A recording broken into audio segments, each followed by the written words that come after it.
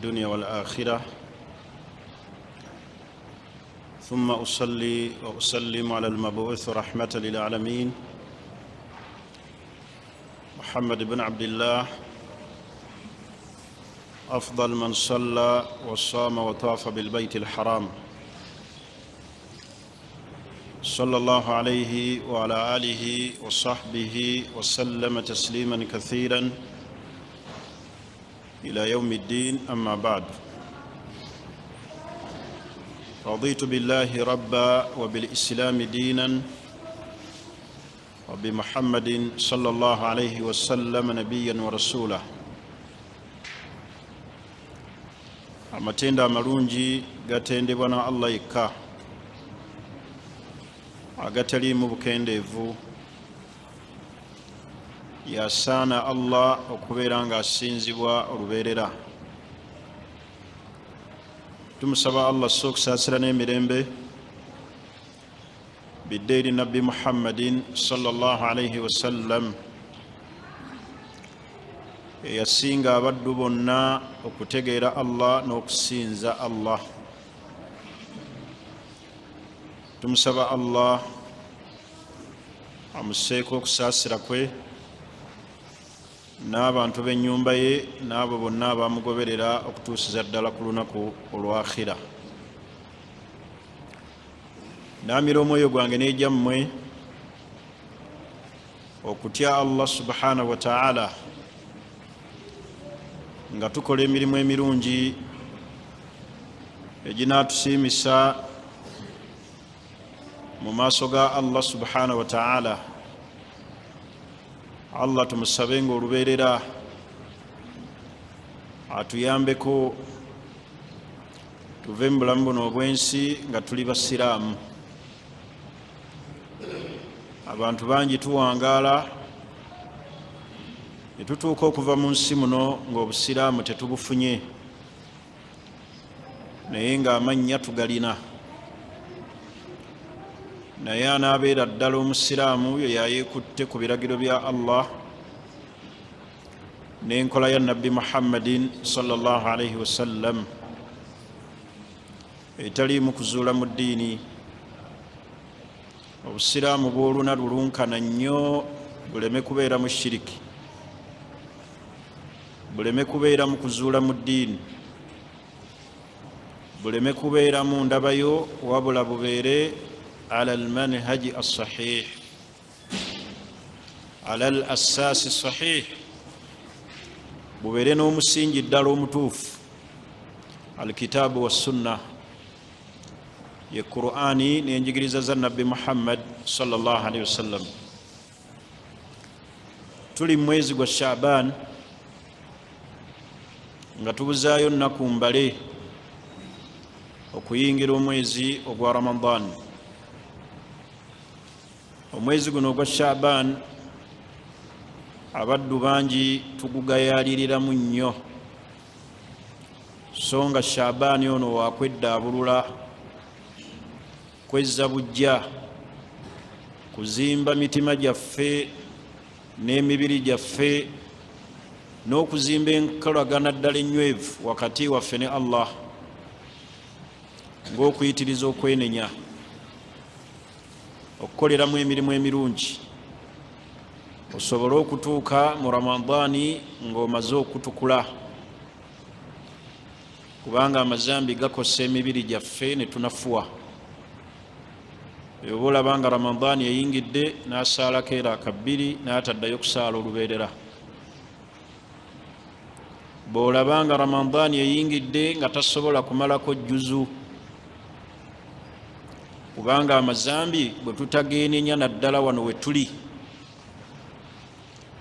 gakosa emibiri gyaffe ne ginafuwa, ne gatubuza ekiwoomerezi oba ekiwoomerere ekiri mu ibaada, n'obeera nga tosobola kunyumirwa ibaada ekolebwa,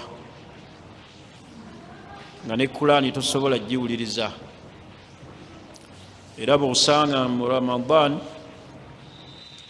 ayingidde mu ttooyo ekiseera eky'okusiibulukuka, ali ku sigala. Obuwoomerevu obw'okuwoomerwa ibaada nga takyabulina, bw'osanga ekiro ng'ayenda. Kale bannange, omwezi guno ogwa Shaban tugutwale nga mukulu, ate era emirimu gyaffe gyonna gye tukola omwaka mulamba gyanjulibwa mu maaso ga Allah mu mwezi guno ogwa Shaban. Bagenda kwanjula ejange n'egijo, ki kye bagenda okulabamu? Kyava Nabbi sallallahu alaihi wasallam yasiibanga ennaku ezisinga obungi mu Shaban. Kale bw'oba onafuye nnyo olw'emmande n'olwokuna terukuyitako, bw'oba olaba onafuye nnyo ennaku enjeru mu Shaban tezikuyitako, olw'okwenyagira ebirungi n'okweddaabulula n'okwezza obujja mu mwezi guno ogwa Shaban, tumwegayirira Allah atuwe omukisa n'obulamu obulungi atuuse mwezi ogwa Ramadan.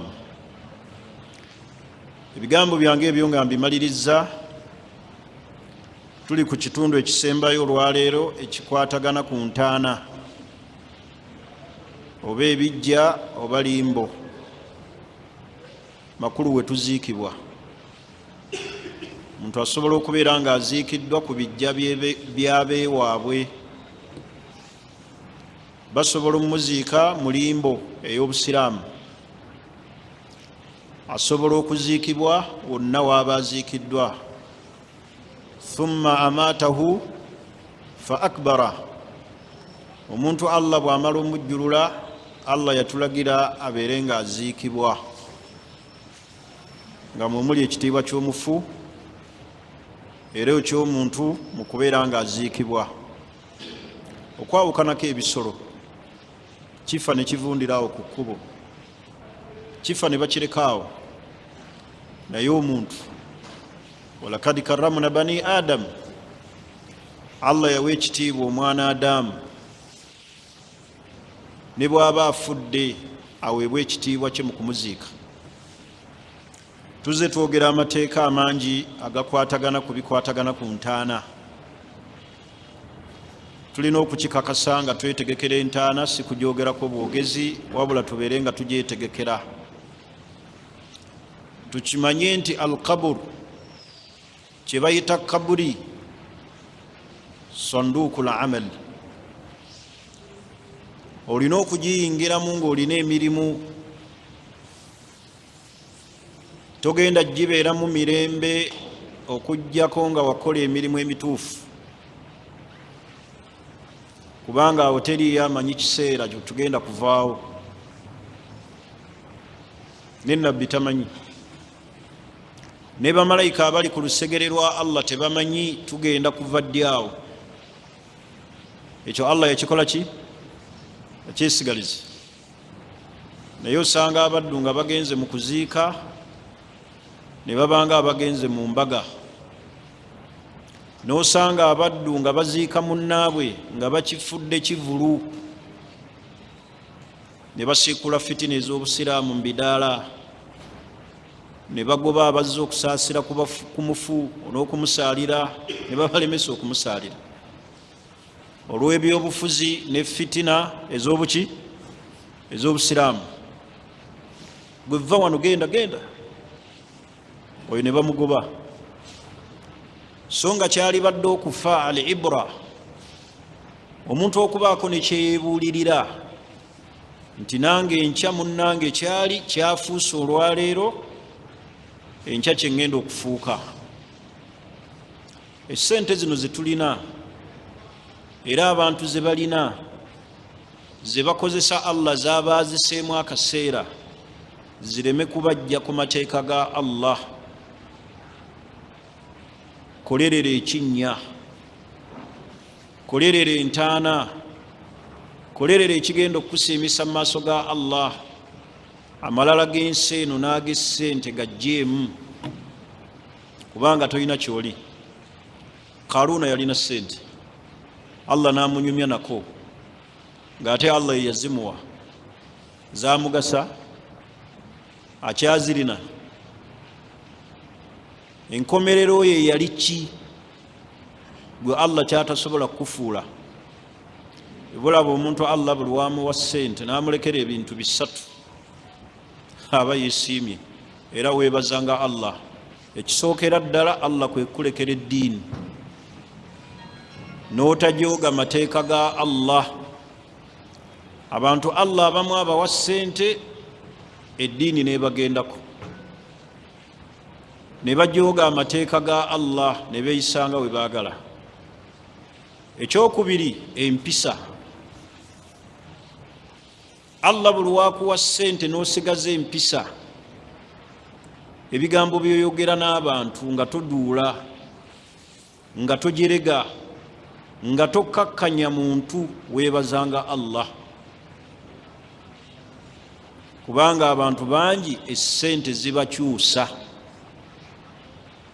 n'entunula n'ekyuka, n'entambula n'ekyuka, naye waliyo kabuli.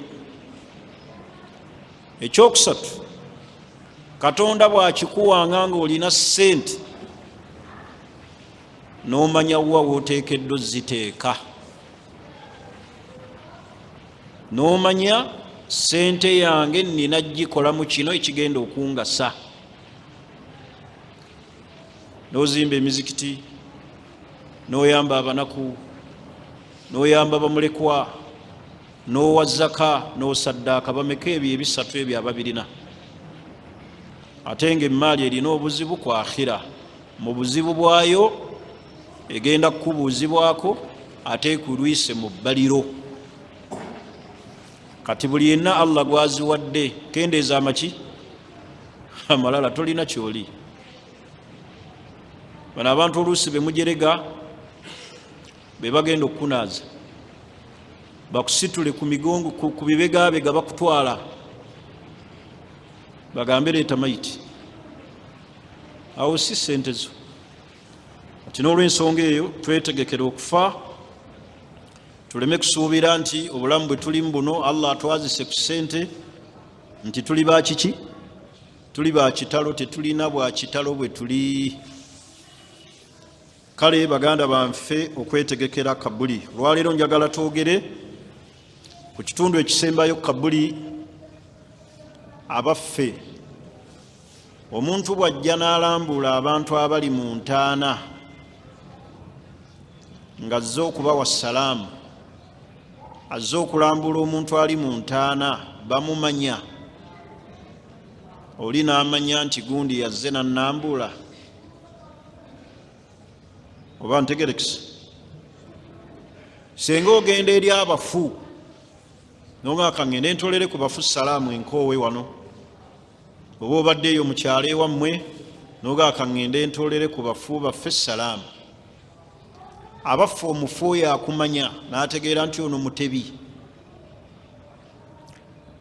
Ekisookera ddala ebikwatagana kaburi umuurul ghaibiya, tebirabwa na maaso. Allah yabyesigaliza. Ekigendererwa mu kulambuula entaana si mufu kutegeera, wabula kumusabira eri Allah amusonyiwe. Watarahumu alaihim, n'okusaba Allah abasseeko okusaasira kwe. Walibra bilmauti, n'okubaako ky'ofumintiriza kye weebuulirira nakyo mu kufa kwoyo gw'ozze okutoolera salaamu. Ekyo ekigendererwa ekikulu. So si nti mufunziza omutolera salaamu antegeere, wabula abamanyi baffe ab'obusiraamu baatunuulira ensonga y'omuntu atoolebwa salaamu mu kabuli, abaffe amanya oba tamanyi. Hadiisi ya Nabbi Muhammadin sallallahu alaihi wasallam yagaa nti ma min abdin au ma min muslim yazuru akhaahu kana yaarifuhu fi dunya, teriyo muddu oba musiraamu alambula muganda we ng'ali mu ntaana, kana yaarifuhu fi dunya, naye nga yali amumanyi ku duniya, illa radda Allahu alayhi ruha, okujjako nga Allah amuddiza omwoyo n'akuddamu salaamu. Ekyamanyi bagamba nti kisobola okubeerawo fi hiinin, mu kiseera, si kyalubeerera, nti buli wojja okutoola salaamu omufu alina okukola ki? Alina okukumanya. Ne bw'aba takumanyizza, kubanga ne bwakuddamu salaamu ye tafunamu mpeera. Ng'omulamu bw'akuddamu salaamu afuna ki? Empeera. Naye hadiisi eyo abamanyi baffe ab'obusiraamu, Sheikh Ibn Baz alayhi rahmatullah, mufti Diyar Saudi, yagamba nti wa fi isnadihi nadar, mu sanadi ya hadiisi omwo mulimu nadar, mulimu okwekenneenya. Abamu ne balaba nti isnaduhu jayyid, hadiisi sanadi yaayo, bwe twogera sanadi chaini mwe yayitira, balaba nti ntuufu, nti bw'ojja n'otoolera omufu salaamu nga yali akumanyi ku duniya, Allah amuzzaamu omwoyo era n'akuddamu salaamu yo. Amasala ne gabeera nga galimu ebigambo bimeka? Bibiri. Wakati w'abo abagamba nti asobola okuddamu salaamu naye si buli lubeerera, nti buli ogenda omutolera salaamu nti alina okuddamu. Nga bw'olabeera omuntu omulamu, sobola omutolera salaamu n'atakola ki? Lwaki takuddamu? Ayinza okuba takoze ki? Tawulidde. Ayinza okuba ali bizi, oba ntegerekisi nga takutaddeeko biki? Kati si kyalubeerera nti buli wootolera omufu salaamu aba alina okuddamu. Naye amanyi ne bagamba nti kisoboka okubaawo fi hiinin, biseera duna al akhar. Sobola olwaleero okubanga ozze n'omutolera salaamu n'akuddamu era n'akutegeera nti fulaani kadizaarani, gundi yannambudde. Ntegerekisi. Wa hadha alqawl qawl Sheikh al-Islam bin Taymiyyah alayhi rahmatullah, era ne Sheikh Muhammad bin Salih Uthaymin alayhi rahmatullah yalaba nti omufu bw'abanga yali akumanyi ku duniya asobola okuddamu n'akutegeera, naye nga si kyaluki? Si kyalubeerera, nti buli wojja okutoola salaamu alina okumanya nti ono Mutebi yazze, oba ono Siraaji, oba ono Amina. Kisobola okubeerawo mu biseera ebirala ebitali biki? Ebitali birala.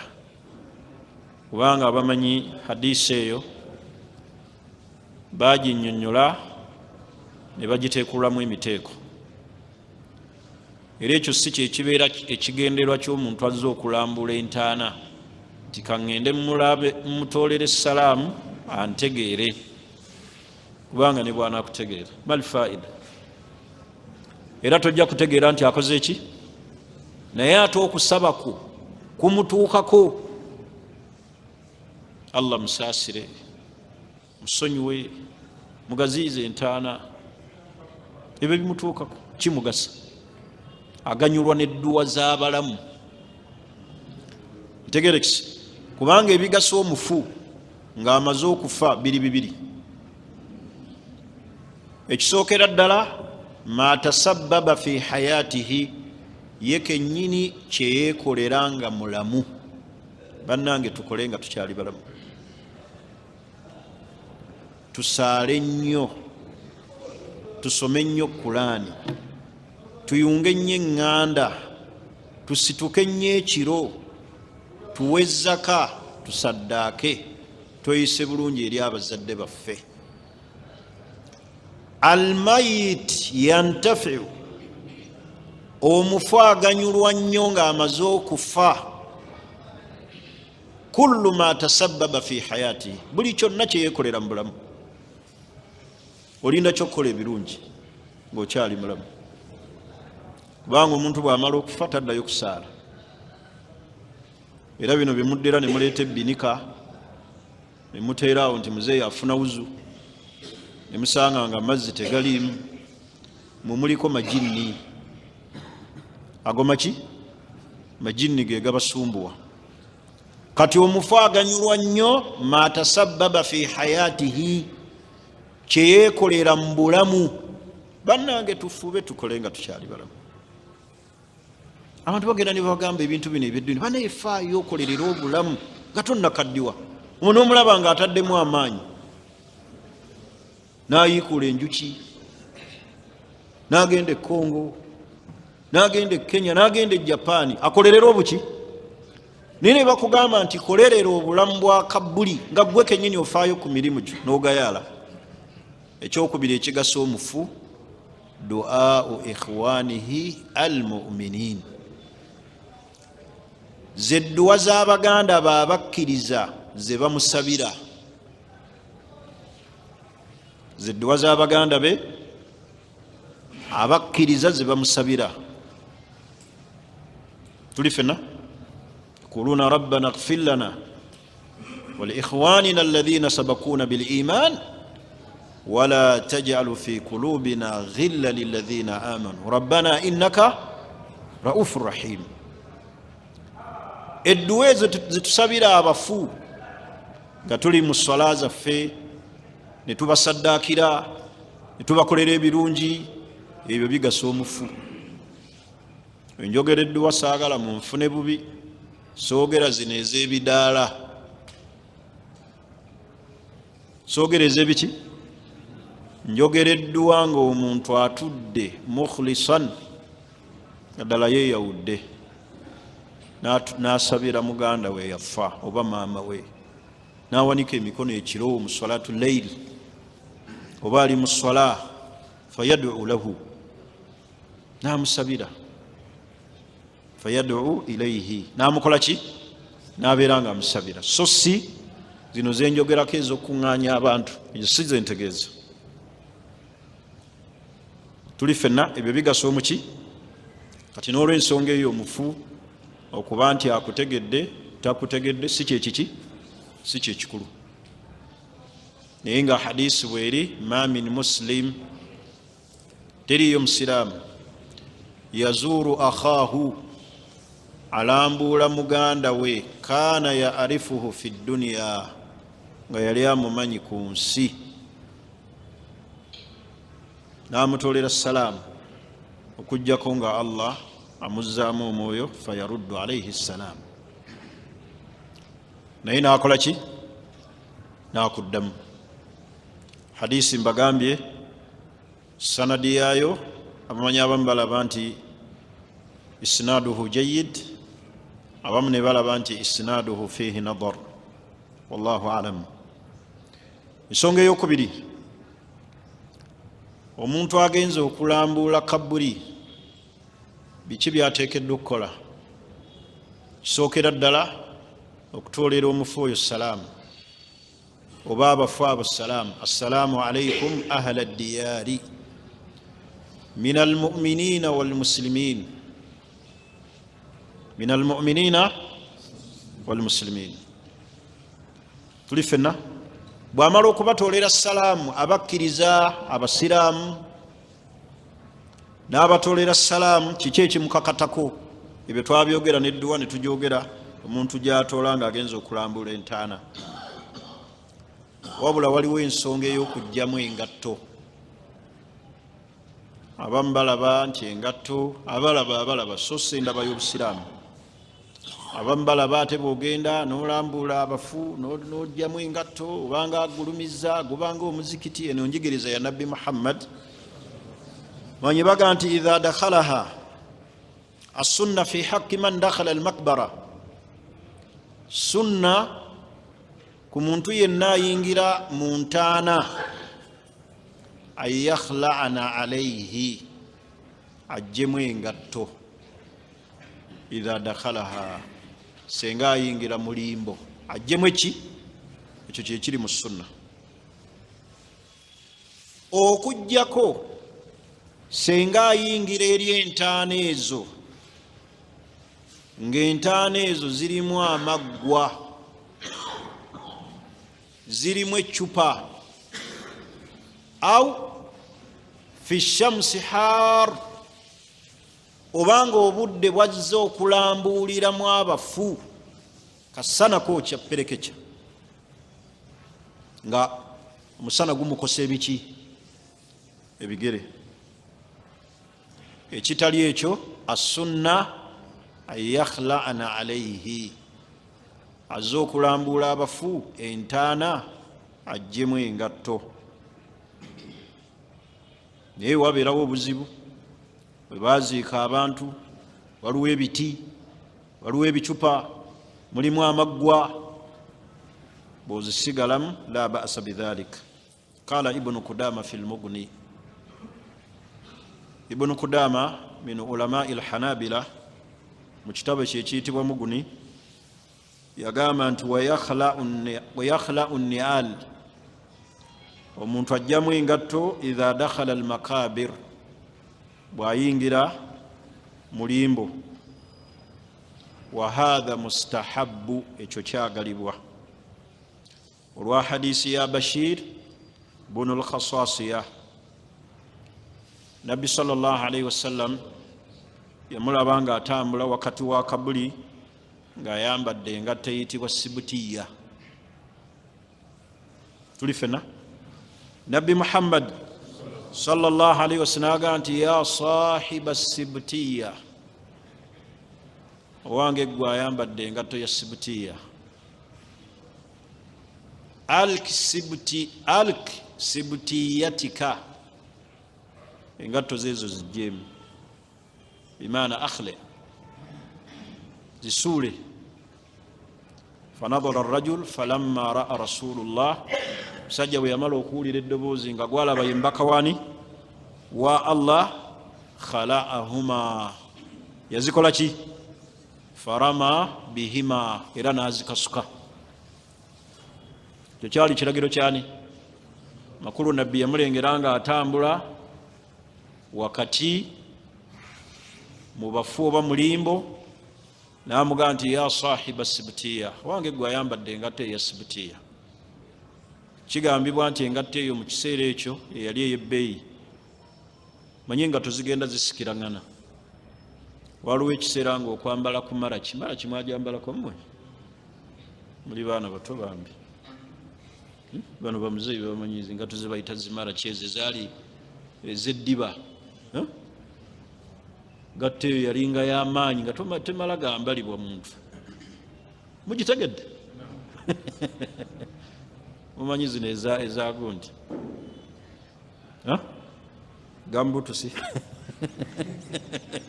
zino ezaki ziringa ezabakozi b'amasanyalaze naye ngatto nga wolaba gundi ezo zikilakisi ezo tegerekisi kati engatto zigenda zikola ki mu kiseera ekyo olwaleero abavubuka bambala ngatto kyeriko nigina leka naawe ati nigina nayo ngatto eyo sapatu sheekh twogera engatto timbalandi ali muhimu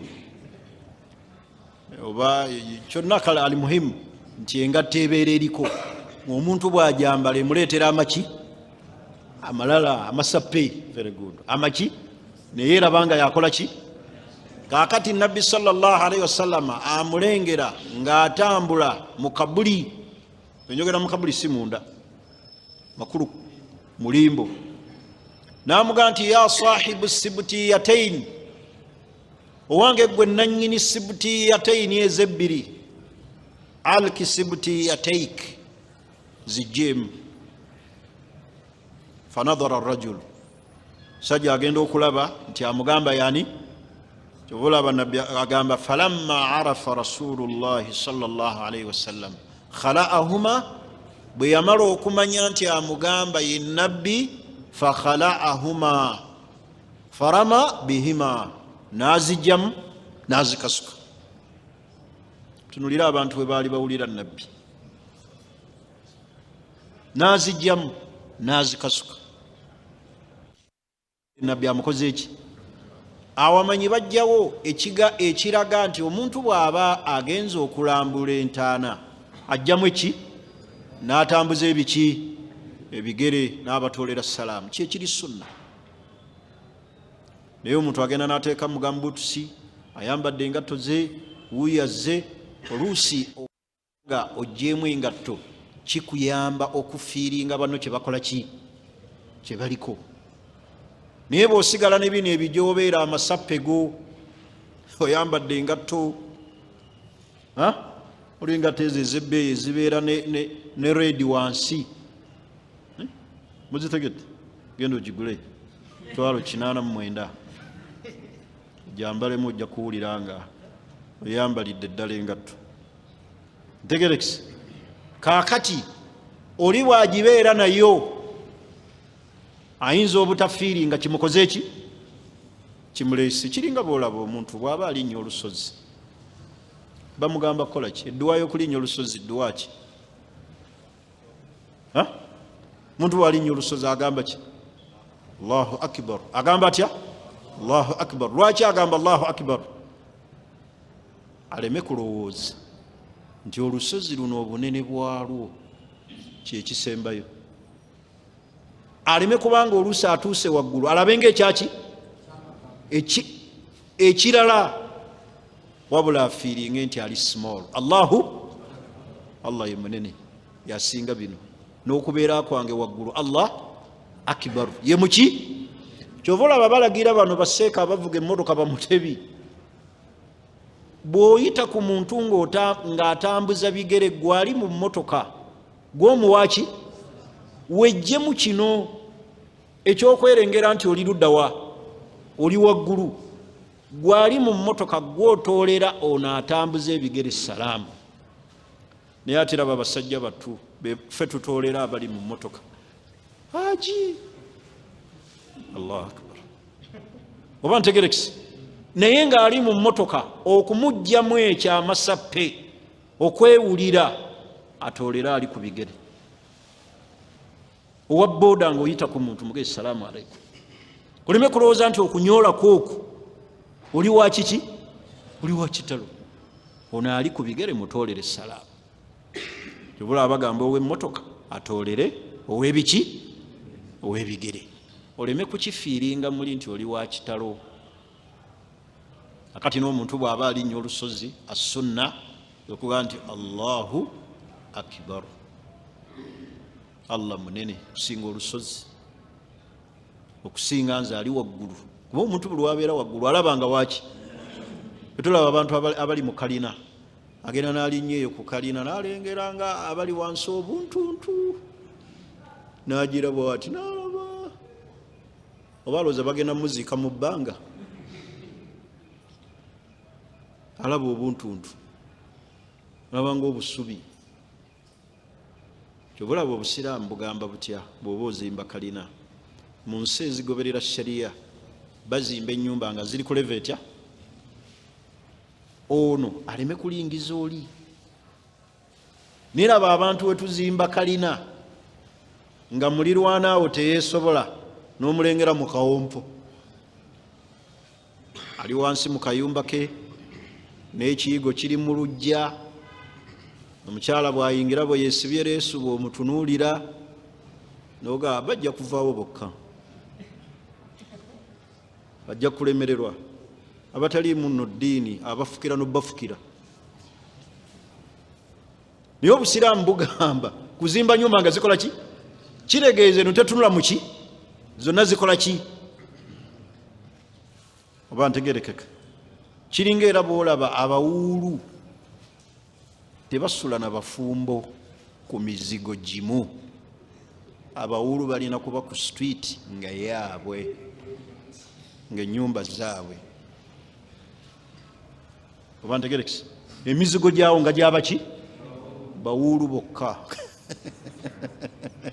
so si ono mufumbo ate asula n'omuwuulu namba 3 neriri terinawasa liri ku muzigo ogusooka ate wano waliwo abafumbo 2 la abawuulu balina kuba ku nnyumba nga zaabwe mu shariya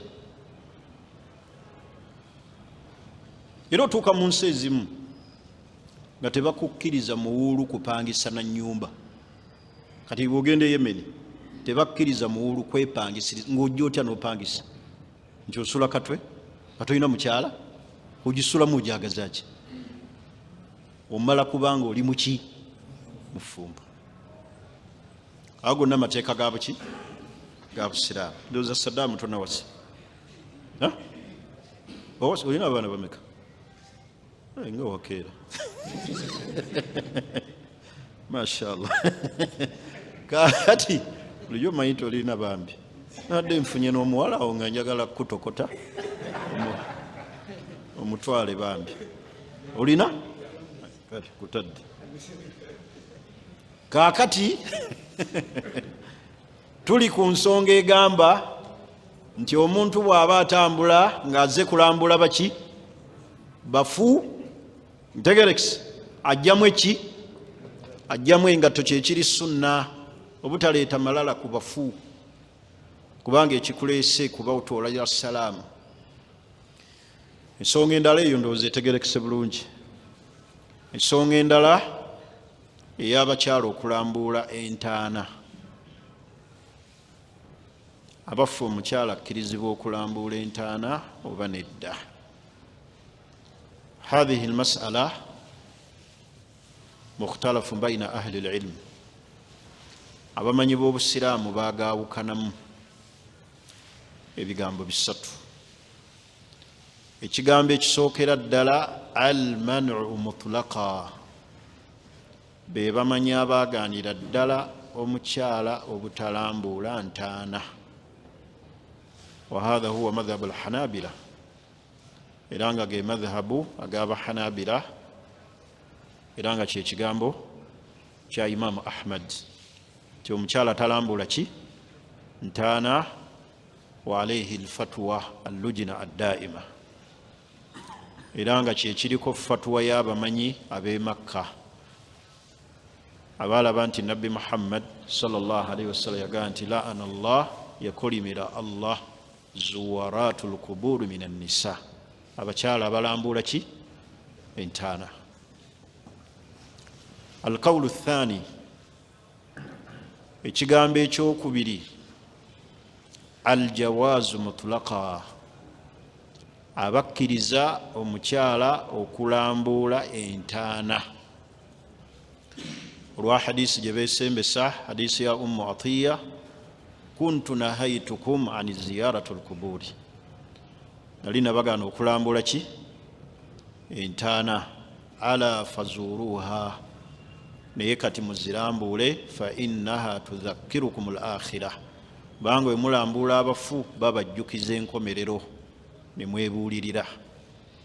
Kati ekyo kyaliwo ku ntandikwa y'obusiraamu nga tawhidi tannaba kujjula mu bifuba by'abaki nga Allah yakiziyiza, naye tawhidi bwe yamala okubayingiramu, nabbi n'agamba nti kuntu nahaytukum, yali nabaziyiza nabagaana nga tebannaba kutereera ani ziyaratul kuburi, okulambula ki ala fazuruha, kati mutandika ozirambula, fa innaha tudhakkirukum al-akhirah, zibajjukiza enkomerero. Manyi ne bagamba nti nabbi teyayawulamu bakyala nabaki n'abasajja, ate nga n'omukyala naye yeebuulirira n'okukola ki n'okufa. Hadha huwa alqawlu thani, kyekigambo ekyokubiri, wa huwa madhhabu alhanafiya, ge madhhabu g'abahanafiya. Ekigambo ekyokusatu aljawaz bishurutin wadawabit, be bamanyi abakkiriza omukyala okulambuula entaana naye nga bataddeko obuki obukwakkulizo. Akakwakkulizo akasookera ddala alla tajza almara, mukyala bw'aba agenza okulambuula entaana kibeere ekigendererwa kye nga tagenda kufunirayo jaza, kutya, kukubirayo biwoobe, kweyuzaayuza ngoye na kuyuzaayuza matu okujazibika, oba ntegerekise. Ekyokubiri alla takhruja mutaattira, bw'aba agenza okulambuula entaana tagenda nga yeekubye obuwoowo, ali mu zziina ataddeko ebijolobero, tegerekise, ataddeko jowere yenna amujjudde, ataddemu golodi, ataddeko obwokumatu, yeekubye makeup, ate mbw agenda kulambula ntaana. alla takhruja mutaattira, bw'aba agenza okulambuula tagenda ng'akoze ki, ali mu kwewunda, yeekubye n'obuwoowo. ekyokusatu sharutu eyokusatu gye bateekawo alla takuna mukhtalita baina arrijali wannisa, tebagenda mu kirindi kiki kirindi nga yeetabye n'abaki n'abasajja. ekyokusatu alla tukhassisa yawman muayyana, tafuna lunaku lweyawulidde nti lwenambuula ki ng'abantu abamu. ekyo nno kibuna n'abasajja. bwe tuba tulambula entaana toteekawo olunaku nti olw'ejjuma abafu baba bali kungulu, emyoyo gyabwe giba giri seeti okututegeera. kati tateekawo olunaku lwanjawulo nti olwokutaano baada aljumaa lwenina okulambula ki abafu. akakwakkulizaako okutaano kwe kubeera nga ajja kusobola kukuuma aqiida ye. okukuuma ki?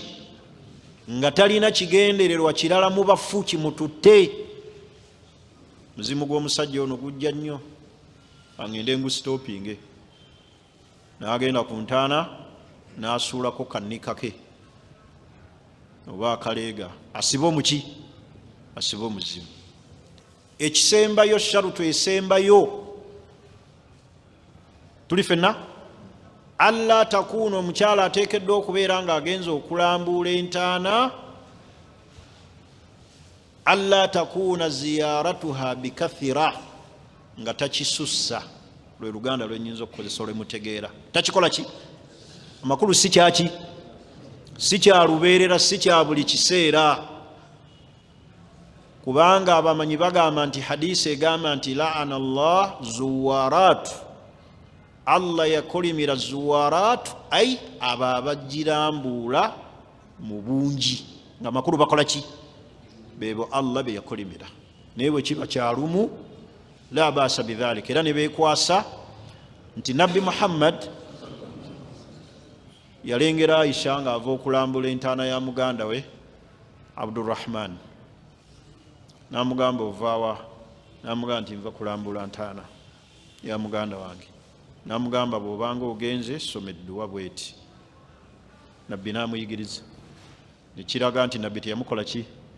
teyamugaana.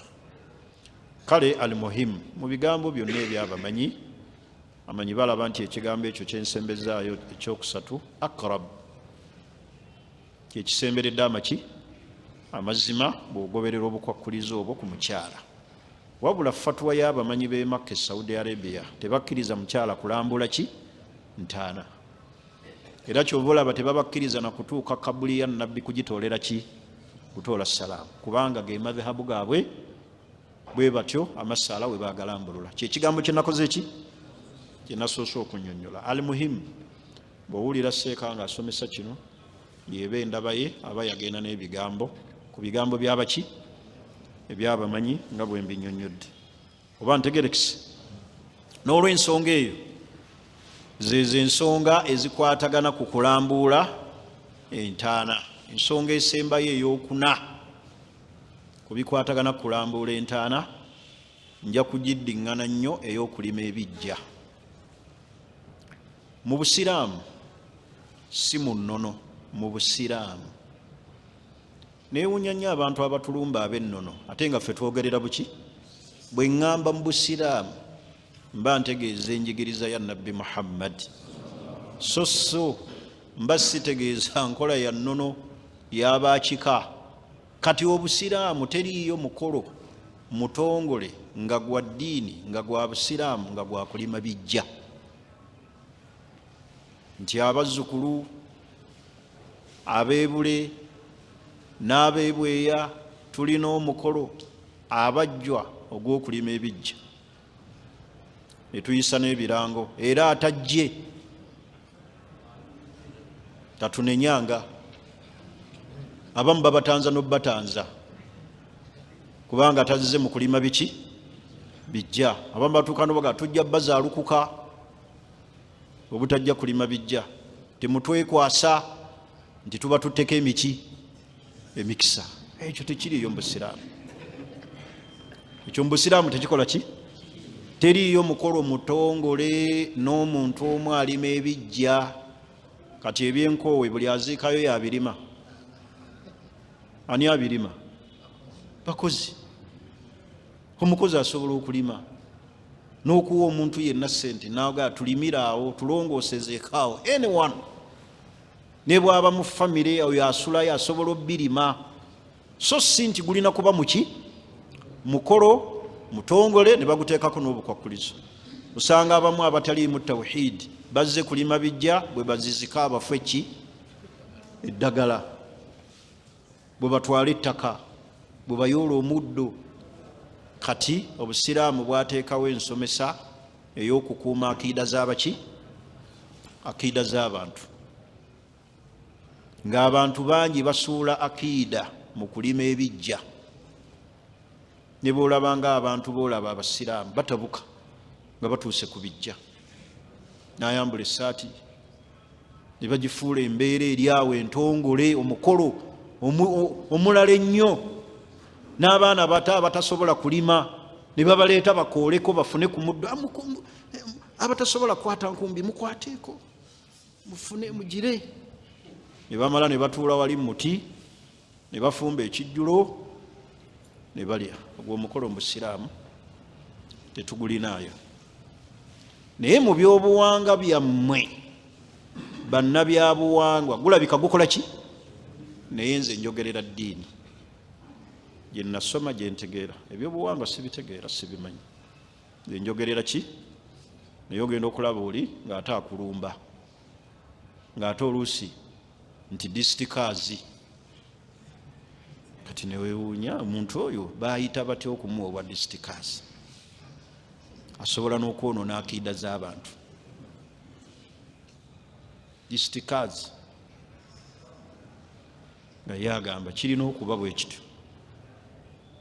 Kale ebigambo byange ne bwe mbikomyawo, ebyolwaleero omusomo gw'okulambula entaana n'amateeka ngumaliriza.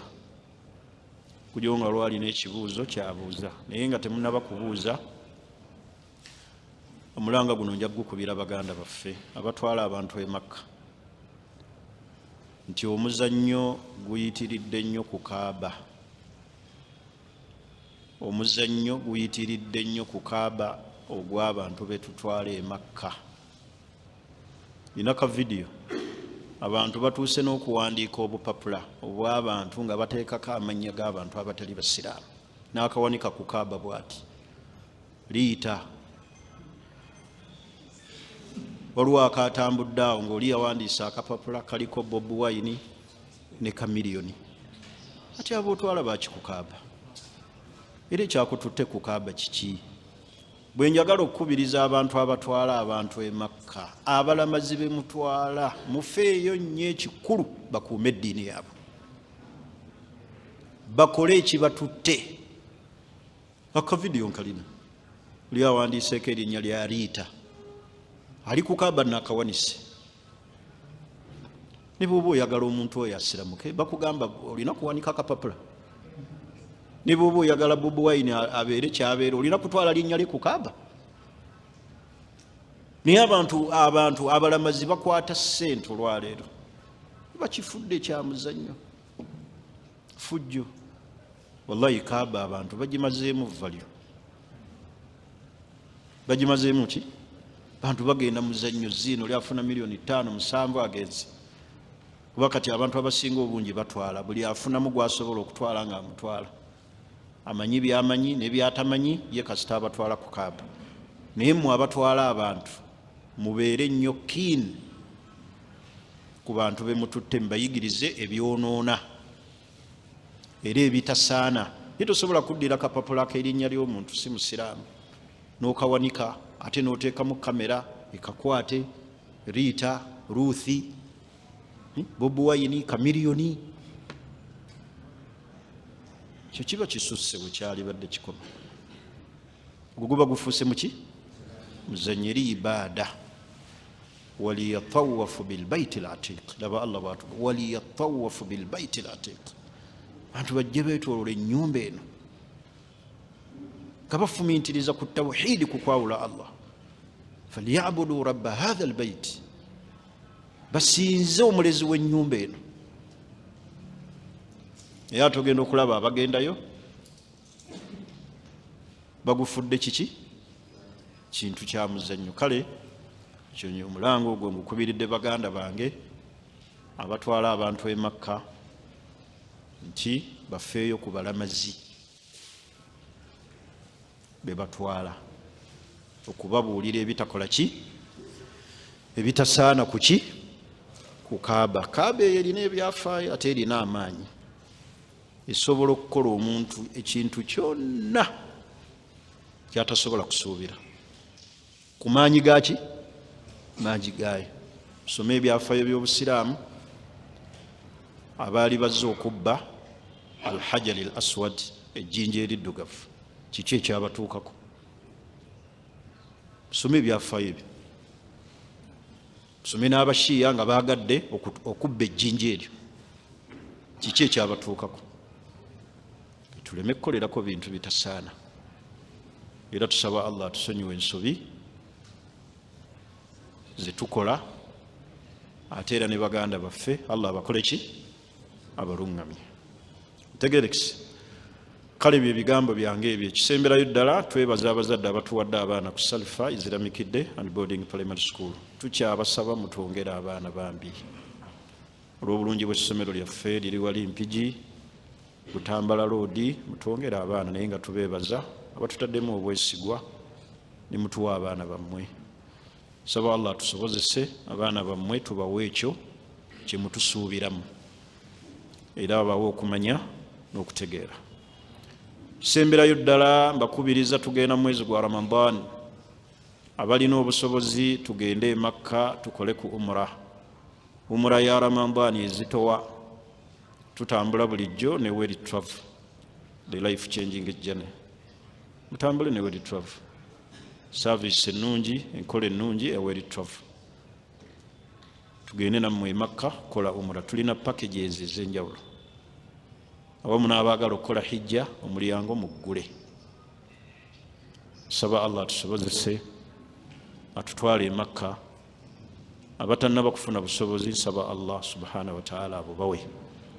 Naye mutambule ne World Travel, the life changing journey. Packages weeziri, service nnungi, bashekhe mwebali abajja okukulambika enkola entuufu eya umra ne hijja. Assalamu alaikum wa rahmatullahi wa barakatuh. Obadde olina ky'obuuza? Yes. Atumaliza ekitundu ekyokubiri.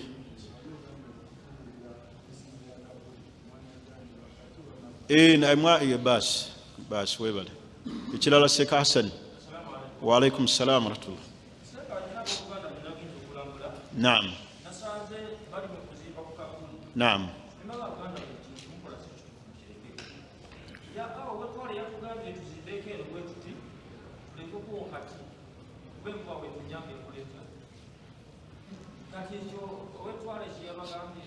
La kyebayita omulundi ogwayita Seka Hassani nannyonnyola ebitakkirizibwa kukolebwa ku ntaana mwe muli okugizimba.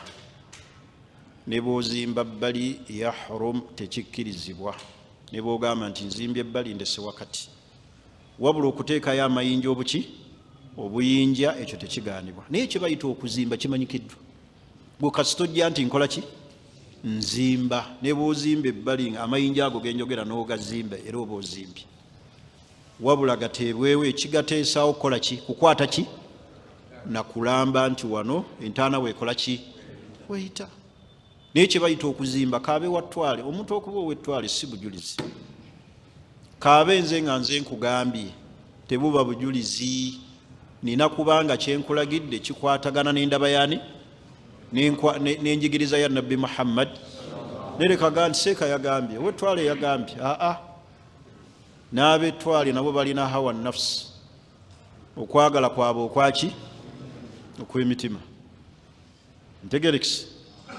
Kale ekirala Sheikh Tawiru kyambuuzizza kiri eky'omwana Adaani tusimawo nakinnyonnyola ne mbagamba nti allahadu lana, kamwana Adaani ke kaffe ng'abaki? Washakku li ghayrina, kanaakommakkati si kaffe. entaana y'omusiraamu esimibwa mwana adaani kye bayita lahad ka mwana adaani kyekiri mu nsima ya kabuli ey'omusiraamu kukateekawo. Era ne mbategeeza omufu ayingira atya mu kabuli. Twagamba ayingizaayo muki? Bigere mutwe. Sheekh wadde ebigere bye bitambula naye ku mufu omutwe gwe gukola ki? Twagamba nti omufu we tuba tumuteekayo atunula muki? Ekyenyi kye kyekitunula mu kibula. Tuli fena ala shaqihi al-ayman, ne tumwebasiza ku sayidi eyaki? Ng'ekyenyi kye kino kyekitunudde mu kibula. Omufu bwatwe bwayingira ne tugamba tusoma dduwa ki? Bismillah wa ala millati rasulillah. Nina obwetaavu bwendaba bwe sinaba kwogerako, naye ate ndaba obudde bwa Ramadani bungoba, ate nga njagala njogere ku mateeka gaki? Ga Ramadani. Naye ebirala tujja byogera mu ntuula zaffe ez'enjawulo, ne basseeka basobola obitangaaza. Kuba kati waliwo omuntu abaffe, omuntu ateeka mu kabuli alina okuba nga teyeegasse na mukyala kiro obanga yeegasse naye, tekirina mutawaana. Ekyo hadisi mwali mugiwuliddeko. Tegerekisi ebyo byonna byetaaga okulambulula, okubitegeera obuki? Kubitegeera obulungi. Ng'era bwe nayogera ku lugoye abantu lwe banyeenya kabuli, mulaba abantu nga bataddeko olugoye nga balunyeenya. Nakyo ne kirambulula n'enjigiriza y'obusiraamu. Nimbaga nti kabuli y'omusajja tekola ki? Ekiri sunna tekola ki? Tebikkwa. Era Ali sahaba ow'ekitiibwa ne Umar bwe baasanganga kabuli oba jeneza y'omusajja nga bagibisse nga basukako olugoye, agamba hadha yufalu fi nisa, kyo kikolebwa kuba ki? Ku bakyala. Naye omukyala ye abeera nga masituura, bambi abikkibwa n'omubiri gwe. Kyobola ne imamu aba agenda okuyimirira okumusaalira ku jeneza, ayimirira wakati w'ekiki? W'ekiki? W'ekiwato kye. Basiraamu temusaaliranga ku bafu. Wakati w'ekiki? Olw'okuziyiza abantu obutalaba makhasimi badaniha, mubiri gw'engeri gye gwakula oba ekiwato. Kati omukyala ye kabuli ye ebikkibwako, naye y'omusajja yuturako. Ekyo ekiri mu nkola mu njigiriza mu nziika entuufu. Sitegeezeza nti abaaziisa obubi, manya abaataddeko olugoye nti abaazudde, abaakoze bida, wabula abaayawukanye ekiri awula ekisingako obuki? Obulungi. Wabula senga mayiti y'omuntu ezuulibwa yalwadde obulwadde ne bumumalawo nga takyategeerekeka, eyalibadde n'omubiri nga si muki? Olengera ssanda, obulwadde bwamubugira. Bwabeera musajja oyo asobola okubikkibwako olw'abantu obutakola ki? Oba kitegerekisi. Naye bwe kitaba ekyo, omuntu afudde mu nfe eya bulijjo adi, obulwadde obwa bulijjo adi, ntaana ye ekiri we kiba kikoleddwa lw'ekyo. Ntegerekisi. Musajja abadde omunene, musajja abadde n'omubiri nga yenna mutwe gw'olaba gwe bazinze, naye ng'eno obulwadde bwamusiriiminga. Kyekigambo ekituufu? Yes, bwamumalawo. Yenna yaggwawo. Kisoboka olw'okukuuma ekiki? Kitiibwa ki. Otherwise ekitali ekyo, kabuli y'omusajja bwetyo bw'erina okufaanana. Ntegerekisi. Ebyokuziika mu keesi nabinnyonnyola omulundi ogwayita. Ebyo byonna nabimaliriza. Saba Allah atulongooseze enfa era atwanguyize ekifo ekyo. Ekifo ekyo si kyangu. Si kyangu. Si kyangu. Allah atwanguyirize bwanguyirize. Abagagga naddala mu COVID muyinza okuba temwafuna mukisa guziika ku bantu, naye ffe twafuna ku mukisa kuba twalina ebbaluwa ezitutambuza buli wamu. Naye nina omugagga gwe nasaalira jeneza.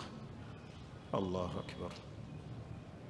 Bannanga okufa Katonda senga twali tumanyi, twalibadde tukola bisiimisa Katonda yekka. N'olaba omugagga nga ali wali mu ssuuka 3 binojjo bifeekeera, alina buli kimu, alese buli kimu, ebbenzi nga 28 mu kikomera. naye nga ali wali mu jeneza tasobola kunyeenya, bamusitula busituzi bateeka mu ttaka kyekiraga tetulina kyetuli. Era omumanyi omu yagamba ekigambo kyange ekisembayo, senga abantu baali bamanyi engeri abantu gye banguwa okwerabiramu bannaabwe, tebaalikozenga bisiimisa bantu, twalikozenga bisiimisa Allah. Abantu beerabira mangu, gwokoledde ekirungi enkyakuvuma takulabamu buki, baneetukolera ebisiimisa Allah yekka. bwe munaakola ebisanyusa abantu omuntu mwangu wa kwerabira. Ebolaba era Allah yajjukiza abafumbo nga baawukana n'abagaa nti wala tansawu lfadula bainakum, temugezanga ne mwerabira obulungi obubadde wakati wammwe. Omuntu yeerabira mangu. Temulaba nti nze gyano ne mbasomesa nga mwatandise kunvuma ninga atakolangako kalungi gye muli. Neebaza Allah olwo seeka gwe nawulidde emabegaawo aga nti abasiraamu baali bamukuba nga seeka waabwe, inga nti alhamdulillah eyo levo Mungu tannagikola ki. Naye omuntu akuba atya sheekhi musitami onaaga nkusitula, omuntu akuba atya sheekhi. Mulaba abantu bali abatali basiraamu, mwe abasiraamu ebigambo ebibavaamu bye mwolekeza baseeka, abatali basiraamu tebasobola kubyolekeza eri bafaaza, tebasobola kubibolekeza bafaaza baabwe. Naye abasiraamu bavuma basheekhe ne babagira bati, abawalimu bannaddiini babagira bati, abamu babuyita busajja obutuula mu madiiro. Naye mukatuli kiki asobola okufulumya ebigambo ebityoboola faaza mu lujjudde owa bulijjo? Naye ffe abasiraamu ba bulijjo mu kukwata basheekhe ebitogi n'okubavuma n'okubuyita obusajjasajja, ekyo temukirinaamu nsonyi. Mwana abakinaabe oba mwakisikira kwani? Mwasikira kwani empisa ez'envundu gwe mwaziigako? Yali nabbi, malayika yeyakka oba bajjajjammwe? Lakad kaana lakum fi rasulillah uswatun hasana. Ekirala abamanyi bagamba meseji yange esembayo, luhumul ulama masmuuma, ennyama y'abamanyi buli w'obalinnyako oba olidde butwa. Ennyama y'abaki? Y'abamanyi buki? Buli w'otambaala abamanyi oba otadde butwa mu kamwa. Mwewala okujerega abamanyi n'okubakakkanya n'okubavuma n'okubajereka. Olaba bali abatali basiraamu tebavuma baabwe bali abo be bayita bannaddiini abamanyi baabwe. Naye ffe aba bulijjo bamusitami, oli najja n'akwata seeketaayi. Temwamulaba eyasika imaamu Allah amusaasire yafa Sheekh Mutambala, n'amujja ku mimbali ku kituuti nga kino kyennyimiriddeko ng'agenda kusoma khutuba, n'amussa wansi w'amadaala paka wansi. Ekyo mwakyerabira? Bw'aba sheekh oyo yafa wamwenenyeza, naye oba tewamwenenyeza musabire nnyo Allah amusonyiwe, kuba ekikolwa kivundu ekyo tekiri nayo mu mpisa z'omuntu. Ng'ejjuma abantu batudde bwe bati, azze kusaala okugamba abantu assalaamu, n'omugjayo bw'oti n'okkiriza wansi. Ezo mpisa zaki mwazisikira kwani ezo? Buli naavuma abamanyi, buli naavuma baseeka, n'abuyita obusajja, n'abuyita obuntuntu, obutategeera, bwalema okukola ssente, bumanyi bigambo ng'ebyo ebikyafu. Ng'oyo seeka enkya yagenda okuteeka mu kabbuli agamba abasiraamu musabire muganda we, omusabire. Baseeka batereeza famire z'abantu ng'abantu bamaze okufa abagagga. Endooliiti eziri mu famire z'abagagga temuzimanyi nga bamaze okuva mu nsi? Baseeka be baziimiramu okuzikakkanya obutagenda gataliiko nfuufu bemulaba nti tebalina value, they have values. Abamanyi balina value n'okusinga value y'omukulembeze, kubanga n'omukulembeze ne bwaba n'omukolo gwonna yeetaaga muki mumanyi ajja at least akole ki asabe. Ale mwe bemulaba nti tebategeera, that is embarrassing. Bane tukuume ennimi zino, tuwa abantu ekitiibwa. Bye bigambo byange ebyo byenjagadde okusembyayo. Nsaba Allah atuwe okumanya n'okutegeera, atuuse mwezi ogwa Ramadani nga tuli balamu. Nsaba Allah subhanahu wa ta'ala ateere emikisa mu mwezi guno ogwa Sha'ban, wa an yuballighana Ramadan. Allah atutuuse mu mwezi ogwa Ramadan, atuwe amaanyi agakola ibada, atuwe obuvumu obumusinza. Tumwegayirira Allah subhanahu wa ta'ala atuwe obusobozi obulabirira abaana baffe, atulongooseze ensi yaffe, atulongooseze akhira yaffe, atuwe enkomerero ennungi. Innahu waliyu dhalika wal qadiru alayh. Subhanaka Allahumma wa bihamdik, ashhadu an la ilaha illa ant, nastaghfiruka wa natubu ilayk. Assalamu alaykum wa rahmatullahi wa barakatuh.